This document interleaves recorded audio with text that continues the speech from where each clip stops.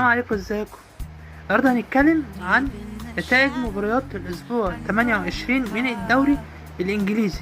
برانتفورد 1، ليفربول 4، برينلي 0، الارسنال 5، نيوكاسل يونايتد 2، بورموث 2، فولهام 1، استون فيلا 2، نوتنجهام 2، ويست هام 0، توتنهام 1، وولفرهامبتون 2، مانشستر سيتي 1، تشيلسي 1، شيفيلد يونايتد 0، برايتون 5، لوتن تاون 1، مانشستر يونايتد 2.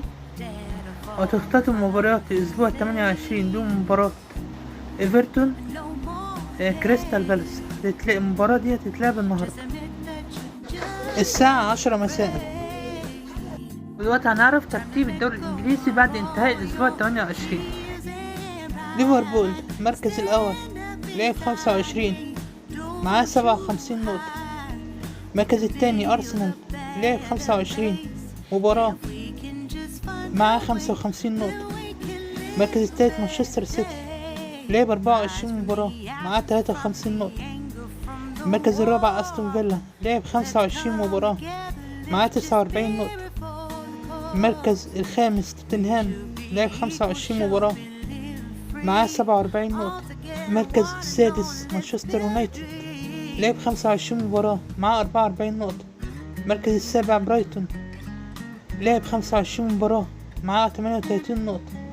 المركز الثامن نيوكاسل يونايتد لعب 25 مباراة معاه 37 نقطة. المركز التاسع ويست هام لعب 25 مباراة معاه 36 نقطة. المركز العاشر تشيلسي لعب 25 مباراة معاه 35 نقطة.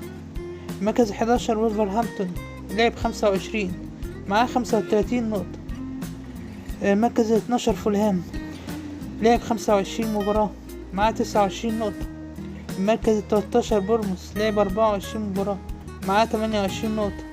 المركز 14 برانتفورد لعب 24 مباراة معاه 25 نقطة. المركز 15 نوتنجهام فورست لعب 25 مباراة معاه 24 نقطة.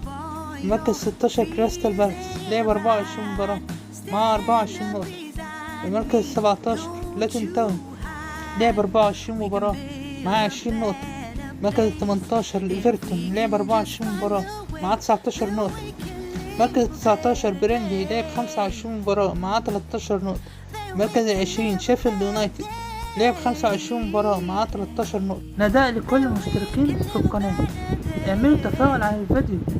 انا مشوفش اي تفاعل خالص، ولا لايك للفيديو ولا اعجاب للفيديو. ويعني بعد اذنكم اعملوا لايك للفيديو. يعني الفيديو لو عجبكم، اصلا انتوا مشتركين في القناة المفروض تشجعوني. المفروض اي حاجة تنزل يكون في رد فعل منكم عليها، حتى لو الفيديو ما عجبكمش. يعني قولولي انت انت عندك مشكلة في كذا، اي حاجة عشان اعرف اصلحها بعد كده. لكن مفيش اي تفاعل خالص. بعد اذنكم لو الفيديو عجبكم واي حد لسه مشتركش في القناة، بقول له بعد اذنك اشترك واعمل لايك للفيديو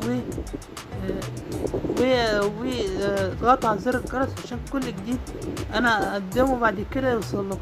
وشكرا.